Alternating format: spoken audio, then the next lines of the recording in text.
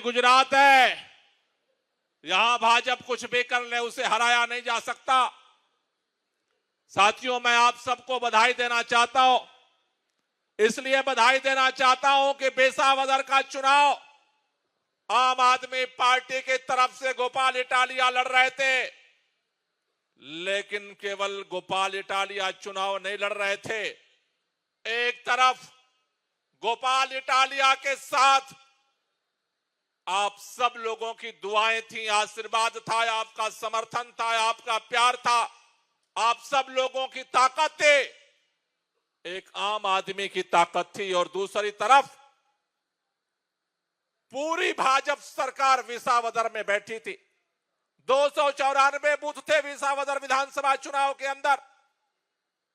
चप्पे चप्पे पर केंद्रीय मंत्री, मुख्यमंत्री, सारे मंत्री, सारे धारासभ्य, सारे सांसद, सारे चेयरमैन बेसावदर के गिरनार के चक्कर लगा रहे थे। चारों तरफ चप्पे चप्पे पर पैसा बांटा जा रहा था, दारू बांटा जा रहा था, लोगों को डराया जा रहा था। आपने केवल भाजपा के उम्मीदवार को नहीं हराया, आज जब आप बैठे हो तो पूरी भाजपा सरकार को बेसावदर में हरा करके आप बैठे हो। यह पहली बार हो रहा। आप में से बहुत सारे साथी आज यहां पर बैठे हुए हैं जो हमारे विधानसभा के पदाधिकारी हैं, हमारे लोकसभा के पदाधिकारी हैं, हमारे जिलों के पदाधिकारी हैं, हमारे जोन के पदाधिकारी हैं, हमारे फ्रंटल संगठनों के पदाधिकारी हैं। आज आम आदमी पार्टी के पूरे प्रदेश के पदाधिकारी यहां पर इकट्ठा हुए। मैं आपसे कहना चाहता हूं, याद करो 13 अप्रैल को विसावदर में हमने प्रदेश सम्मेलन किया था। आप में से कितने लोग विसावदर सम्मेलन में आए थे? जरा एक बार हाथ उठाना।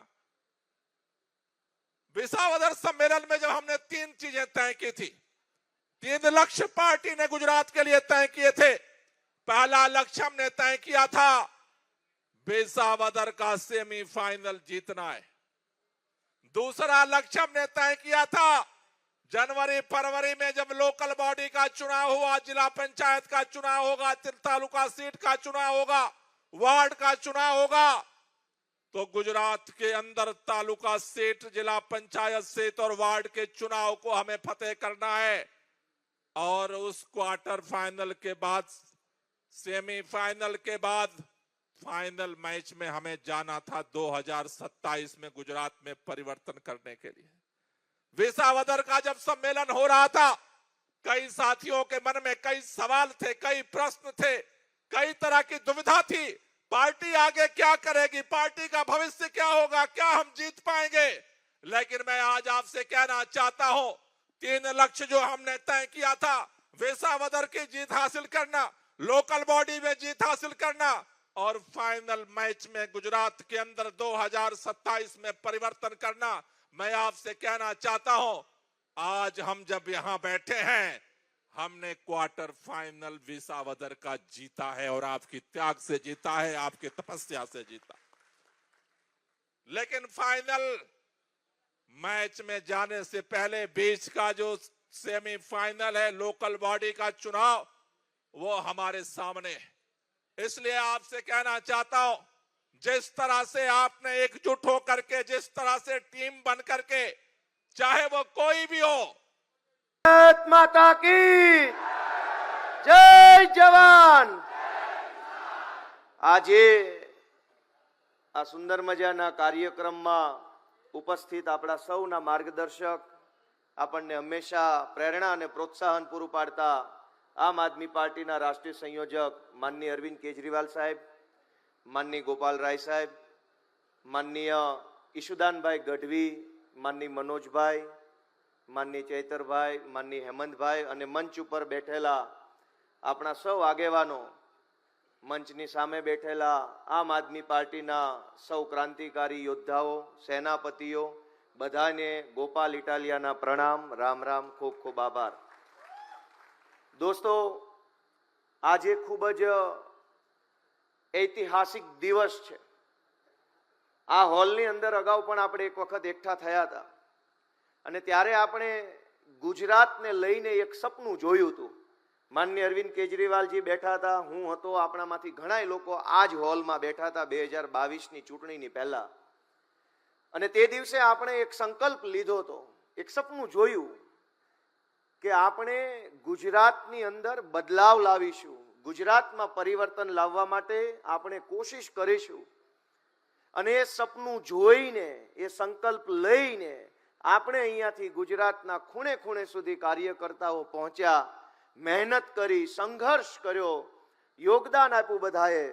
અને આપણે ગર્વ સાથે કહી શકીએ કે 2022ની વિધાનસભાની ચૂંટણીમાં આપણા બધાની મહેનતથી 5 ધારાસભ્યો ચૂંટાયા, 13% જેટલા મત મળ્યા અને ગુજરાતમાં ત્રીજી પાર્ટીનો પાયો નાખવાનું કામ આપણે બધાએ ભેગા મળીને કર્યું.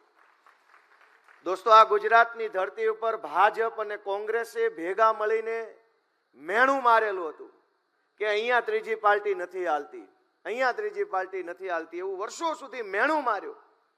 પણ ગુજરાતના છેવાડાનો નાનો માણસ બેઠો થયો, ગુજરાતની જનતા બેઠી થઈ, આમ આદમી બેઠો થયો, નાના માણસે મોટો સંકલ્પ લીધો કે જે આટલા વર્ષો સુધી નથી થયું એ હું કરી બતાવીશ, અને સંકલ્પનું સારું પરિણામ આવ્યું. એ બદલ તમને સૌને મારી શુભેચ્છાઓ છે દોસ્તો. અને નાના માણસના સંકલ્પના બળને ઓછું ન આંકવું જોઈએ, કેમ કે નાનો માણસ આ દેશમાં જે ધારે એ થાય છે.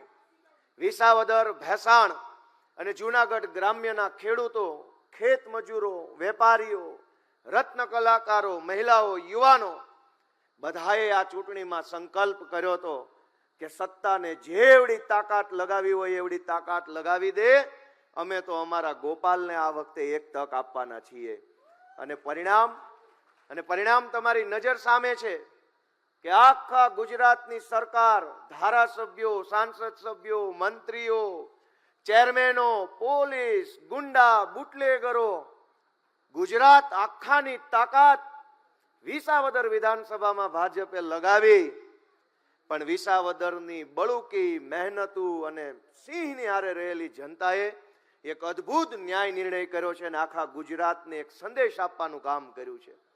દોસ્તો, વિસાવદરથી આપણને એક સંદેશ મળ્યો છે કે જો આપણે બધાય આવી રીતે એક ટીમ બનીને મહેનત કરીશું, લક્ષ્ય સાથે રાખીને મહેનત કરીશું, તો જેવું પરિણામ વિસાવદરમાં આવ્યું એવું જ પરિણામ આખા ગુજરાતમાં આપવા માટે જનતા આપણને રાહ જોઈ રહી છે.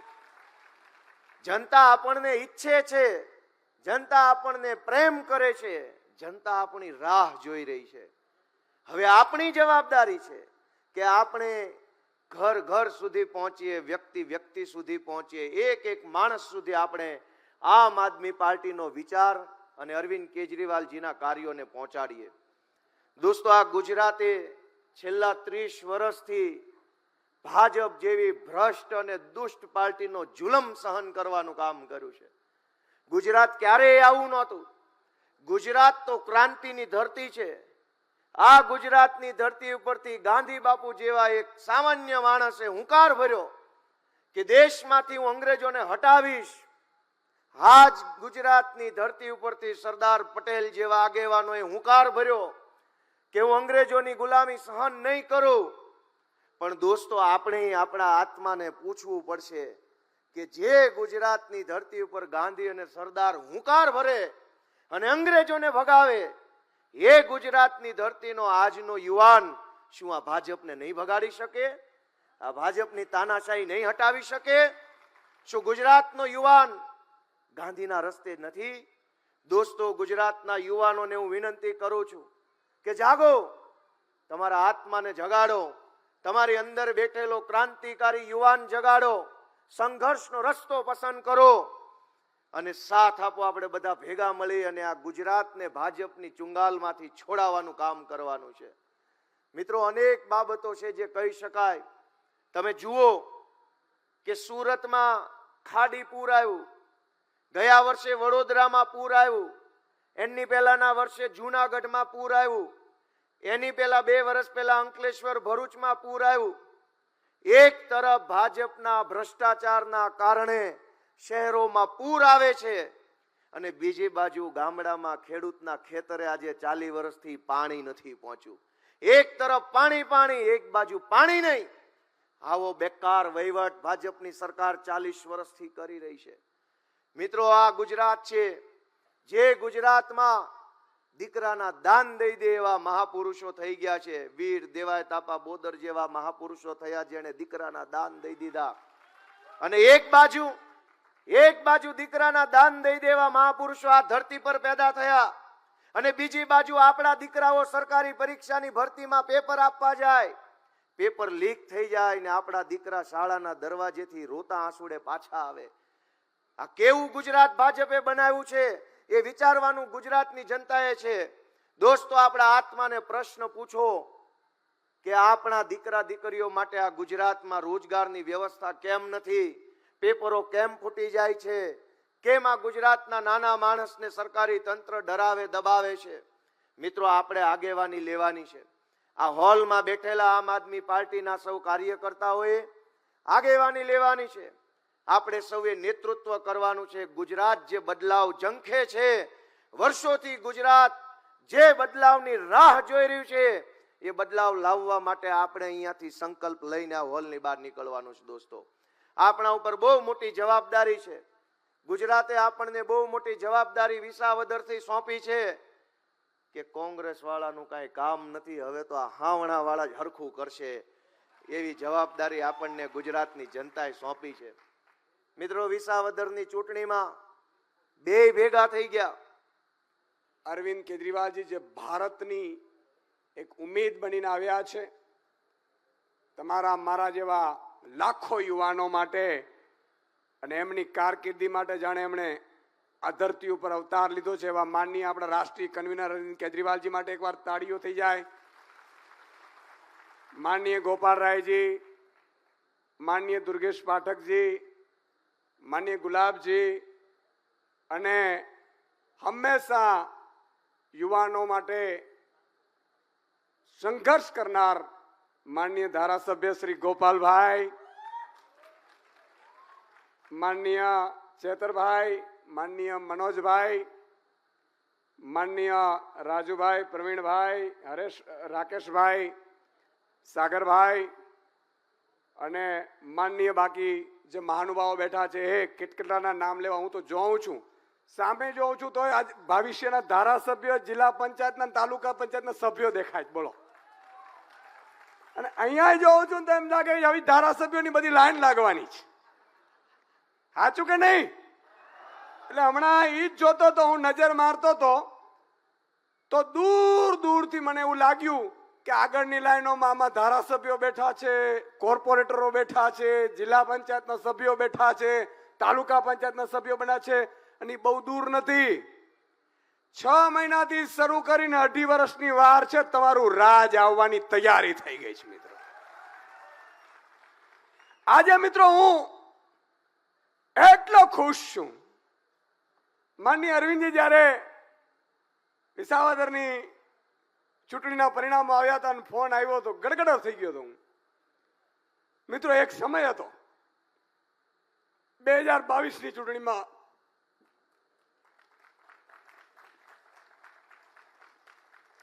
આપણે એ મુકામ હાંસલ ન કરી શક્યા. આજે હું વિસાવદરની જનતાને નત મસ્તક વંદન કરું છું. વિસાવદરની જનતાને મજાક ઉડાડતા હતા આમ આદમી પાર્ટીની, એવું કહેતા હતા કે ક્યાં ગયા તમારા અરવિંદજી, ક્યાં ગયા સાવણા વાળા, તમે બધા હારી ગયા, ગોપાલ ઇટાલિયા હારી ગયા, મનોજ છોરટિયા હારી ગયા, સાગર રબારી હારી ગયા. મિત્રો, એક સમય હતો મેં ભગવાનને પ્રાર્થના કરી કે પ્રભુ, આ ગુજરાતની જનતા માટે લડવા નીકળ્યા છીએ, અમે હારી ગયા એનો કોઈ અફસોસ નથી. એક ચૂંટણી નહીં, આવી 1000 ચૂંટણી આ જનતા માટે હારવા તૈયાર છે, પણ સંઘર્ષનો મેદાન નથી છોડવાનું. મિત્રો, અને જ્યારે બેઠા હતા એમાં એક ઉપર એક પાર્ટી ઉપર તરાપો મારવાની ચાલુ કરી. ભાજપે પાર્ટી તોડવાની કોશિશ કરી, પંજાબમાં તોડવાની કોશિશ કરી, સાંસદોને પંજાબમાં તોડ્યા, ધારાસભ્યોને તોડ્યા, અરવિંદજીને જેલમાં નાખ્યા. અને જ્યારે જેલમાં નાખતા ને ત્યારે મિત્રો જે મનમાં ગોપાલભાઈએ વાત કરી, અમે મનોજભાઈ ને સાગરભાઈ રૂમમાં બેઠા રહેતા હતા. 50 લોકોને ફોન કરે. હવે શું છે પાર્ટીમાં? પાર્ટી ખતમ થઈ ગઈ. પણ મિત્રો, મને આ ગુજરાતની જનતા, આ ખેડૂતો, બેરોજગાર યુવાનો, વંચિતો, શોષિતો, દલિતો અને આદિવાસીઓ ઉપર એટલો વિશ્વાસ હતો કે આ જનતા એકવાર મોકો ચૂકે, બીજી વાર જરૂર મોકો આપશે. અને મિત્રો, એ સમય એવો હતો કપરો કાળ.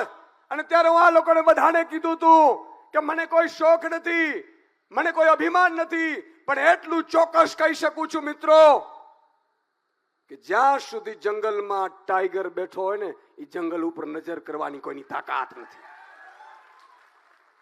કેટલાય મિત્રો બિચારાની કેરિયર ખતમ કરી દીધી ભાજપ વાળાએ. કોંગ્રેસને રૂપિયા આપ્યા કે આવો, હવે આમ આદમી ખતમ થઈ ગઈ. માનनीय अरविंद जी साथ हमें मीटिंग करता, अरविंद जी कहता था कि कोई चिंता करने की जरूरत नहीं है सुदान. इतने प्रेशर में क्यों रहते हो, टेंशन क्यों रहते हो? मैं वादा करता हूं कि दिल्ली के चुनाव के बाद मेरी पहली नजर गुजरात पे होगी. मुझे गुजरात की सत्ता नहीं चाहिए, लेकिन जिस तरह से गुजरात की जनता को भाजपा ने परेशान किया है, भाजपा के भ्रष्टाचार ने जिस तरह से गुलाम बनाया है, उस गुलामी को हम तब तक तोड़ेंगे नहीं, तब तक गुजरात को, जनता को और भाजपा को छोड़ेंगे नहीं. ये प्रेम है. અને એટલા માટે મિત્રો આજે માફ કરજો, મારે થોડું ઇમોશનલ એટલા માટે થવાયું કે પરિસ્થિતિઓ એવી આવતી હતી. કોઈ બ્લેકમેલિંગ કરે, પણ મિત્રો હું આપને કહેવા માંગુ છું કે વિસાવદરની જનતાએ સાબિત કરી બતાવ્યું છું. તમે વિચાર કરો, 2022 પછીનો ચૂંટણીનો કાળ આજ આવ્યો વિસાવદર. 2022માં 14% વોટ મળ્યા હતા. આદિવાસી સૌરાષ્ટ્ર વિસ્તારમાં 25-27% વોટ મળ્યા હતા. મિત્રો, હું તો પોલિટિકલ એનાલિસ્ટ રહ્યો છું. 16 વર્ષ મેં જર્નલિઝમમાં એ જોયું છે. 182 વિધાનસભાની ચર્ચા હું અહીંયા બેઠા બેઠા સમીકરણો સાથે કરી શકું એમ છું. અને એટલા માટે હું વારંવાર બધાને કહેતો હતો ચિંતા ના કરો, કારણ કે મને ગુજરાતની જનતા માનનીય અરવિંદજી ઉપર વિશ્વાસ હતો કે એમણે જે ધાર્યું છે ને એ કરીને રહેશે ને. એટલા માટે એકવાર એમના માટે તાળી થઈ જાય. આજે આ નવયુવાનોને કોણ તક આપે મિત્રો? આજે ઈશુદાન ગઢવી જેવો નાનો યુવાન, સામાન્ય પરિવારમાંથી આવનારો વ્યક્તિ પ્રદેશ પ્રમુખ કઈ રીતે હોઈ શકે? આજે ગોપાલ ઇટાલિયા તમે જુઓ, ચેતરભાઈ વસાવા, કોણ આપે છે આ તક? અને એટલા માટે હું કહું છું મિત્રો, ભાજપ વાળા તોડવાની કોશિશ કરશે, ભાજપ વાળા ડરાવવાની કોશિશ કરશે, કારણ કે હવે એમને ધોળા દિવસે તાળા દેખાઈ ચૂક્યા છે. પણ એમને હું કહેવા માંગુ છું કે टाइगर तब तक हारा नहीं जब तक मरा नहीं. આ મેદાનમાં અમે લડીશું, જનતાની વચ્ચે લડીશું અને જનતા માટે લડીશું. અને એટલા માટે ક્યાં ગયા ચાણક્ય? કહેતા હતા ને, ચાણક્યની ટોકરીઓ વાગી ક્યાં? 2022 પછીનો પહેલો, સાહેબ આ વિસાવદરની ચૂંટણી નહોતી. માત્ર આમ આદમી પાર્ટી નહોતું લડી રહ્યું, માત્ર ગોપાલ ઇટાલિયા કે સુદાન ગઢવી નહોતા લડી રહ્યા.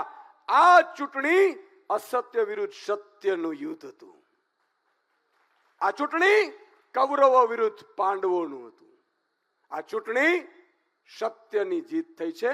અને લાખો, તમે જુઓ, ચૂંટણીમાં એક દિવસ ચૂંટાઈ જાય ને સાંજે ઢોલ નગારા વાગી જાય, પછી બીજા દિવસે ઉજવણી ન થાય. મિત્રો, હજારો ફોન આવે છે જોઈનિંગ માટે. મને કે અમારે તાલુકા લડવી છે, અમારે જિલ્લા લડવી છે. તો અમારા વાળા ક્યાં જાય? બરોબર કીધું ને? જરા ખોખારો મારીને કહો, બરોબર કીધું કે નહીં? મિત્રો, અરવિંદજીએ કીધું છે કે સુદાન, हमारी टीम जो संघर्ष के समय में खड़ी है ना, पहला मौका उनको दिया जाएगा. અને એટલા માટે મિત્રો આજે ગજગજ છાતી ફૂલે છે. પણ એક વિનંતી હું ગુજરાતની જનતાને કરવા માંગુ છું. માનનીય અરવિંદજીને સાંભળવા છે આપણે. અને હજી યુદ્ધ જીત્યા છીએ એ એક પાયદળ સમજી લો. જો જીત્યા છીએ, યુદ્ધ તો હવે શરૂ થશે. ભાજપ વાળા હવે ડાકા નાખશે. હવે રઘવાયાસ હશે, હવે એ લોકો ભાન ભૂલી જશે. એ લોકો એમ કહેતા હતા ને કે ખીલી મગાણી. શું કહેતા હતા? શું કહેતા હતા? હજી તો 1 કિલો વાગ્યો જ, હજી આવા 150 ખીલા મારવાના છે મિત્રો 2027 અને કહું છું ચાણક્યોની ટીમોને, કહું છું કૌરવોની સેનાને, કહું છું કંસની ઓલાદોને કે તમારામાં તાકાત હોય તો અરવિંદ કેજરીવાલજીના સૈનિકોને હરાવીને બતાડી દો. તમે આ સંઘર્ષની લડાઈ છે. પણ મિત્રો હું વિસાવદરની જનતાની જેમ આખી ગુજરાતની જનતાને હાથ જોડીને વિનંતી કરું છું કે એકવાર વિસાવદરની જનતાએ વિશ્વાસ મૂક્યો છે, એકવાર, એક જ વાર, એકવાર 2027 સાહેબ વિશ્વાસ કરીને માનનીય અરવિંદ કેજરીવાલજીની વિચારધારાની સરકાર બનાવડાવી દો. જો 75 વર્ષ, માત્ર 30 વર્ષ ભાજપના નહીં, 30 વર્ષ કોંગ્રેસના નહીં, 15 વર્ષ ગઠબંધનની સરકારના નહીં, 75 વર્ષનો વિકાસ જો એ 5 વર્ષમાં નહીં કરી બતાવીએ ને તો સાહેબ આજીવન રાજનીતિ છોડી જશું. રાજનીતિ કરવા નથી આવ્યા સાહેબ. આજે અરવિંદજીને શું છે, શું તકલીફ છે? પણ અરવિંદ કેજરીવાલજી મિત્રો, જ્યારે અમે પહેલી વખત મળવા ગયા હમણાં ચૂંટણી પછી, દિલ્હીની ચૂંટણી પછી, તમને આશ્ચર્ય થશે એમની ટેબલ ઉપર ગુજરાતના બૂથના નંબરો લખેલા હતા.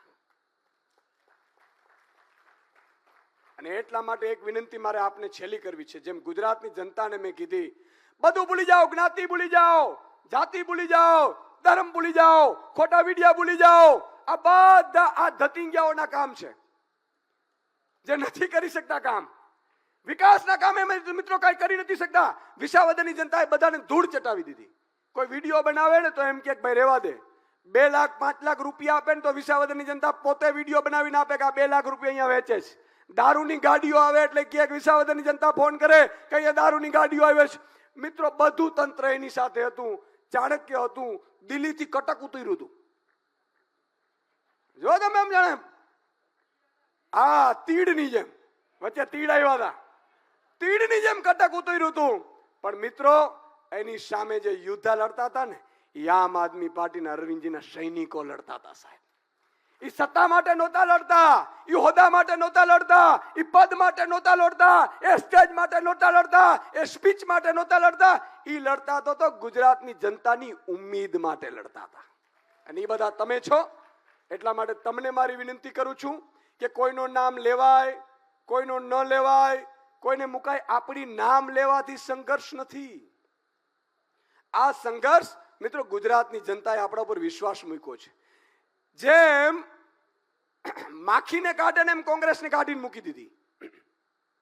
મને मीडिया वाले पूछू तो सर, जब कांग्रेस के उम्मीदवार खड़ा करने की कोशिश की तो मीडिया वालों ने कहा कि यार ऐसे कैसे हुआ. मैं कીધું कांग्रेस खुद એનો પતન નોતરી રહી છે. સાચું કે નહીં? એટલે જોરથી ખોખારો ખાવાથી જમવાનું બાકી લાગે છે. આ એમ કોંગ્રેસ પોતાનું પતન નોતરી રહી છે. અને મિત્રો તમે કલ્પના કરો કે એક બાજુ મરસિયા ગવાતા હોય અને એક બાજુ નાના નાના યુવાનો, શ્રમિકોના દીકરા, મજૂરોના દીકરા, દલિતોના દીકરા, ખેડૂતોના દીકરા વિસાવદરની ઉજવણી કરતા હતા. તમારી તાકાત છે સાહેબ. તમે નાના સુના નથી. તમારી તાકાતને ઓળખો અને એવી રીતે યુદ્ધના મેદાનમાં ઉતરો મિત્રો કે આ તાલુકા પંચાયત હું નહીં તો આ લડશે પણ એને જીતાડીને રહીશ, જિલ્લા પંચાયત જીતાડીને રહીશ. અને એટલા માટે માનનીય અરવિંદજી આજે નક્કી કર્યું છે, આજથી આપણે સદસ્યતા અભિયાન લોન્ચ કરવાના છીએ. કરવું છે કે નથી કરવું? તૈયાર છો કે નથી? જાવું પડશે ઘરે ઘરે. આ એટલા માટે મિત્રો કે તમે નહીં તો તમારો ભાઈ કે બેન આ રાજનીતિમાં, અરવિંદજીના રાજનીતિમાં, કારણ કે આપણે મોકો ત્યારે જ મળશે જ્યારે આવા શુદ્ધ લોકો રાજનીતિમાં હશે. અમારી પાસે કાંઈ નથી હો, હાવ ફકડ ગીરધારી. ગોપાલભાઈ ને પૂછ્યું ભાઈ હું કરશું, તાકી સુદાનભાઈ અમે લડું તો કરું પણ ફોર્મ ડિપોઝિટ ના, મેં કીધું કરી લેવું. અને હા મેં બાજુ કરોડો રૂપિયા ઉડતા હતા સાહેબ. આ તાકાત જનતા તમારી રાહ જોઈને બેઠી છે. એટલે આજે સદસ્યતા અભિયાન લોન્ચ કરીશું. અને સાથે સાથે મિત્રો એવી ખંતથી પડજો કે એક પણ જગ્યાએ જરાસી પણ ભૂલ ન કરતા ભાજપ વાળા હવે ત્રાટકશે. ભાજપ વાળા તોડવાની, ડરાવવાની, અને ક્યાંય પણ તમને ડરાવવાનું ફોન કરે ને તો અમને કહી દેજો, એની દવા છે મારી પાસે, મોનોકોટો રાખી છે. પણ આ ગુજરાતની જનતાને જ્યાં સુધી ભાજપના ભ્રષ્ટાચારથી, ભાજપના અત્યાચારથી ખેડૂતોને મિત્રો લૂંટે છે, મહિલાઓને હેરાન.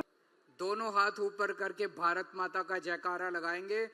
भारत माता की, भारत माता की, इनकलाब, वंदे, जय जवान.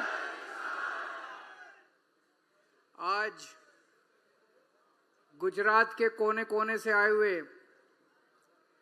आम आदमी पार्टी के सभी कार्यकर्ताओं को मैं नमस्कार करता हूं. सबको मेरा प्रणाम, सबको मेरा सलाम.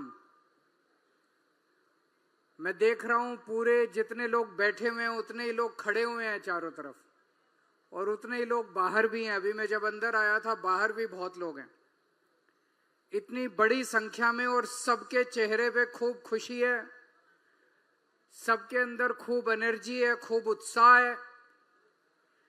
सबसे पहले मैं आप सब लोगों को विसावदर की जीत के लिए बहुत बहुत बधाई देना चाहता हूं.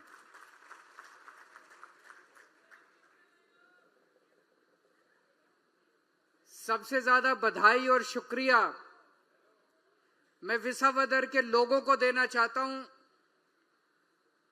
जिन्होंने हमारी एक नई पार्टी, छोटी सी पार्टी लेकिन ईमानदार पार्टी, देशभक्त पार्टी पे भरोसा किया और ऐतिहासिक जीत देकर विसावदर से उन्होंने गोपाल इटालिया को असेंबली के अंदर भेजा है.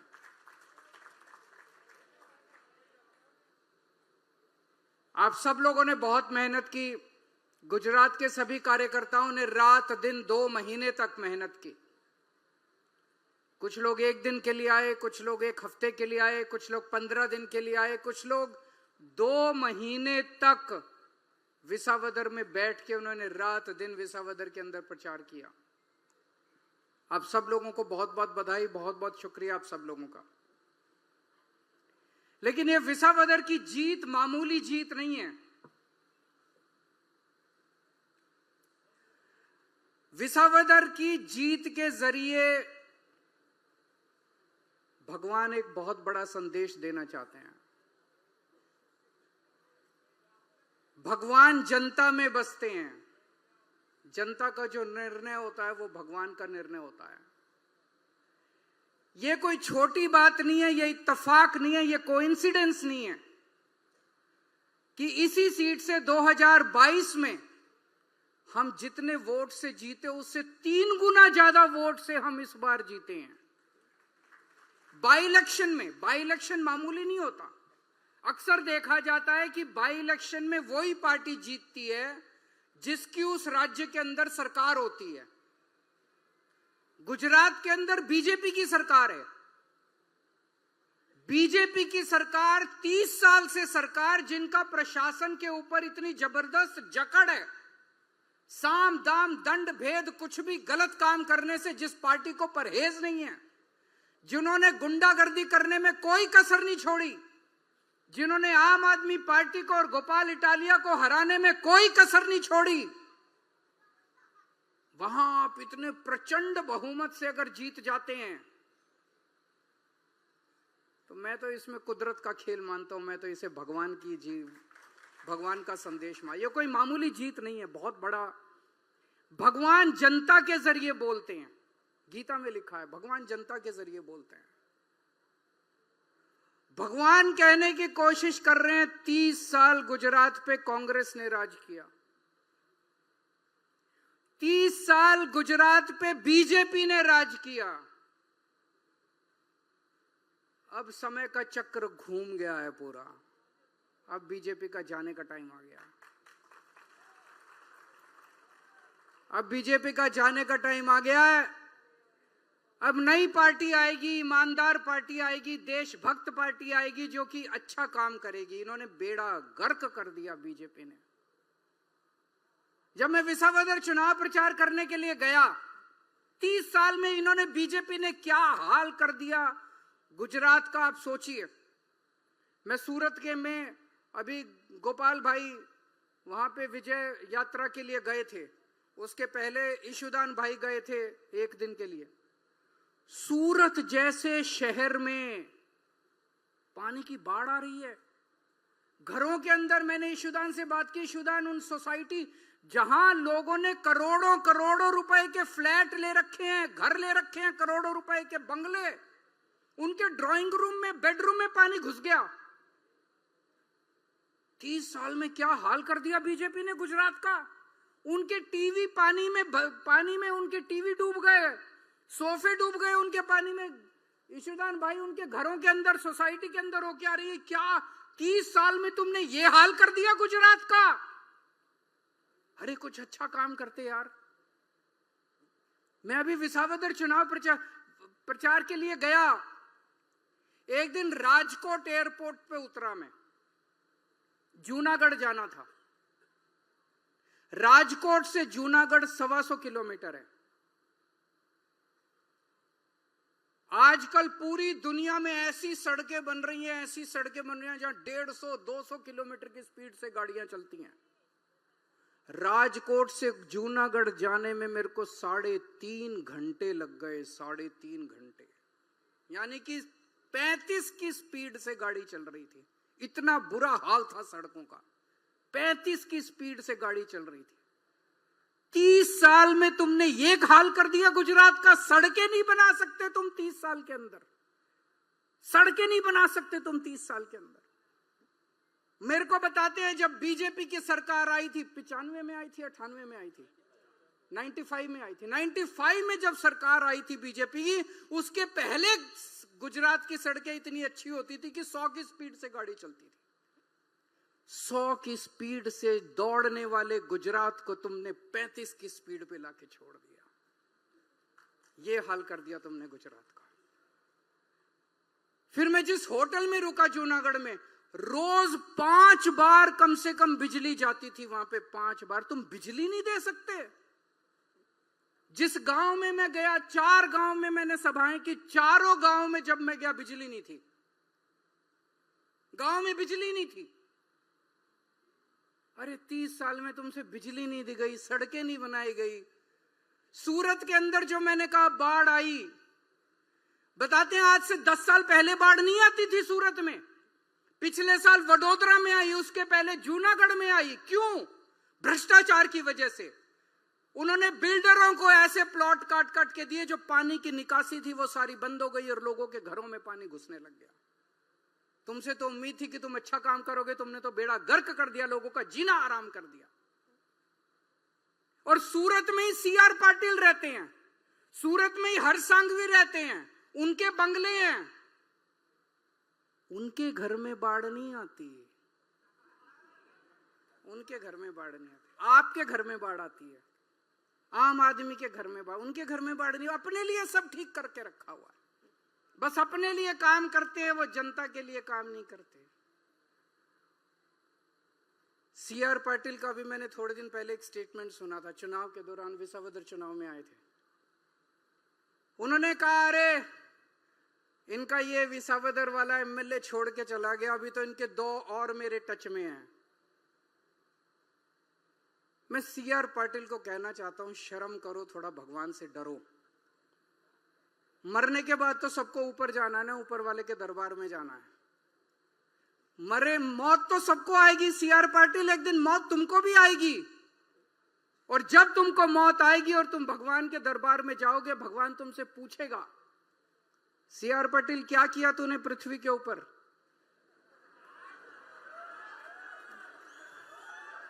तो क्या जवाब दोगे?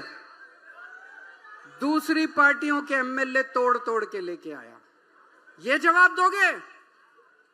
दूसरी पार्टियों के MLA तोड़ तोड़ के लाया, तो भगवान क्या बोलेगा? इसको कहां भेजो, कहां भेजो इसको? अरे तुम्हें जनता ने इतना बड़ा बहुमत दिया यार, 30 साल से तुम्हारी सरकार है। कुछ स्कूल बनवाते, अस्पताल बनवाते, बच्चों को नौकरी देते बच्चों के लिए, कॉलेज बनवाते, सड़कें बनवाते, बिजली का इंतजाम करते, जनता के लिए, खेड़ुओं के लिए कुछ इंतजाम करते, कुछ अच्छा काम करते यार 30 साल के अंदर। क्या इसमें इतना अहंकार, गर्व की क्या बात है? 2 और मेरे टच में है, 2 और मेरे टच में। ये कोई गर्व करने की बात है? शर्म करने की बात है। इतने बेशर्म हो रहे हैं कि जनता के बीच में जाकर, अरे इनके तो 2 और मेरे टच में है। कुछ अच्छा काम करो यार। जनता ने, भगवान ने कहते 84 लाख योनियों के बाद मनुष्य का जन्म मिलता है। ये इसीलिए जन्म इस्तेमाल करोगे कि 2 और मेरे टच में है। और इनको इतना, किसी कोई देख लो आप, युवा इनसे दुखी हैं, इनसे पेपर नहीं होते, जो पेपर हो वो लीक हो जाता है, रोजगार नहीं मिल रहा। अभी मैं अपने सारे लोगों से मिल रहा था, वो बता रहे थे मनरेगा के अंदर इतना बड़ा भ्रष्टाचार हो गया। मनरेगा में गरीबों का, मनरेगा में कौन जाता है काम करने के लिए? कौन जाता है? जिसके घर में कुछ नहीं होता। मिनिमम वेज पे कौन काम करता है यार? कौन मजदूरी करता है इतनी धूप के अंदर, बारिश के अंदर? कौन काम करने जाता है जिसके घर में कुछ नहीं होता, खाने को नहीं होता? 100 दिन के मिनिमम वेज लेने कौन जाता है? उनका भी पैसा खा गए ये लोग। नरक में जाएंगे तेल की कढ़ाई के अंदर।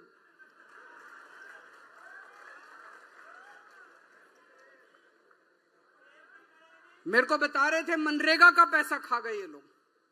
इनके मंत्री मनरेगा का पैसा वो भी नहीं छोड़ा इन लोगों ने। रोजगार खा गए, ये बच्चों का रोजगार का कुछ नहीं छोड़ा। सरिया खा गए, लोहा खा गए, सड़क खा गए, सीमेंट खा गए, सब खा गए ये लोग। और ये क्यों कर रहे हैं? 30 साल तक इनका राज कैसे चला? क्योंकि कांग्रेस इनकी जेब में है। इनको अहंकार हो गया। कहां जाएंगे गुजरात के लोग? इनसे पूछो ना, कोई कुछ तो काम कर लो यार। क्या करेंगे काम करके? गुजरात की जनता कहां जाएगी? उनके पास तो कोई विकल्प ही नहीं है। गुजरात वालों को तो वोट देना ही पड़ेगा, भाजपा को वोट देना ही पड़ेगा, कमल का बटन दबाना ही पड़ेगा। क्यों? कांग्रेस इनकी जेब में है। और दोनों मिलके करते हैं। 70% ठेके इनकी पार्टी को मिलते हैं, 30% ठेके उनकी पार्टी को मिलते हैं। है कि नहीं है?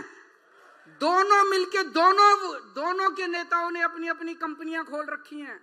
इनकी भी कंपनियां, उनकी भी कंपनियां। ये भी जेल नहीं जाते, वो भी जेल नहीं जाते। दोनों को मिलके ठेके मिलते हैं। बीजेपी की जेब में है कांग्रेस। कांग्रेस केवल और केवल बीजेपी की नौकरी करती है। केवल आम आदमी पार्टी है जो देश की सेवा करती है, जो गुजरात के लोगों की सेवा करती है।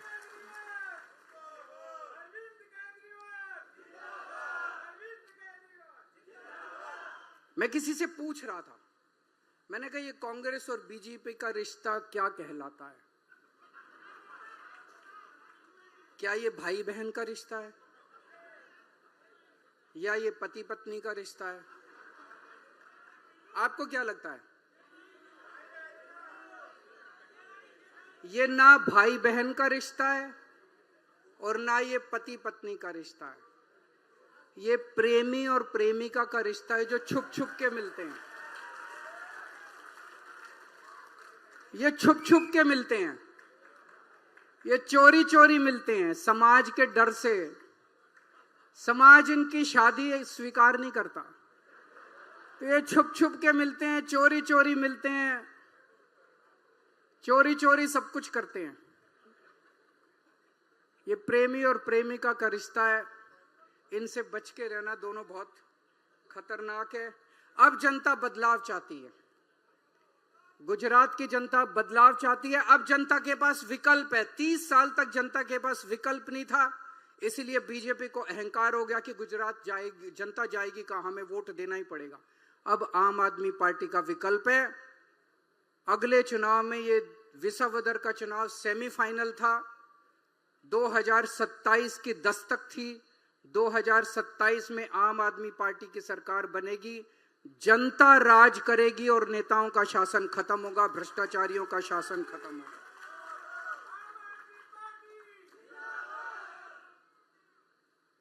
पिछली बार जब मैं आया था, मेरे को इनका एक मिनिस्टर मिला बीजेपी वालों का। मुझे कहता है, सर पूरा प्रदेश, पूरी जनता बीजेपी से त्रस्त हो चुकी है, लेकिन इनका इतना ज्यादा जकड़ है प्रशासन के ऊपर, इतनी जकड़ है इनकी प्रशासन के ऊपर कि इनको हरा पाना बड़ा मुश्किल है। दोस्तों, दिल्ली में भी लोगों को यही लगता था 2014 में, जब बीजेपी और कांग्रेस का शासन था, हमारी नई नई पार्टी बनी थी, लोग कहते थे कि दोनों पार्टियों को हरा पाना बड़ा मुश्किल है। लेकिन जिस दिन जनता खड़ी हो जाती है, उस दिन बड़े बड़े सिंहासन डोल जाते हैं, बड़ी बड़ी सत्ता खत्म हो जाती है। जनता को खड़ा करना है। गुजरात की जनता खड़ी हो चुकी है, विसावदर ने दिखा दिया है। अब जनता का राज होगा और बड़े बड़े नेताओं का वो होगा। आज मुझे बेहद खुशी है, आज मैं आम आदमी पार्टी युवाओं की पार्टी है। अभी जो गोपाल भाई ने, सुदान भाई ने बताया, कितने सारे नाम गिनाए जो 40 साल से कम उम्र के हमारे नेता हैं। आम आदमी पार्टी युवाओं की पार्टी है। गुजरात के युवाओं को आज मैं आह्वान करना चाहता हूं कि गुजरात की बागडोर संभालिए। यही एक पार्टी है, बाकी किसी पार्टी के अंदर कोई सीट खाली नहीं है। उनकी एमएलए की सीट, तालुका की सीट, जिले की सीट, सारी सीटें भरी हुई हैं। कोई किसी का बेटा, किसी का रिश्तेदार, किसी का चाचा, किसी का भतीजा। हमारे यहाँ कोई चाचा भतीजे रिश्तेदार को टिकट नहीं मिलता। हमारे यहाँ आपको टिकट मिलता है, आम आदमी को टिकट मिलता है। तो मैं सारे गुजरात के युवाओं से आह्वान करना चाहता हूं, जो जो युवा गुजरात बदलना चाहते हैं, जो जो युवा गुजरात का भविष्य चाहते हैं, आम आदमी पार्टी में आ जाओ। चाहे वो बीजेपी में हो, चाहे कोई कांग्रेस में हो, मेरे को पार्टीबाजी नहीं करनी। मैं आज गुजरात के लिए आया हूं, मैं आज देश के लिए आया हूं।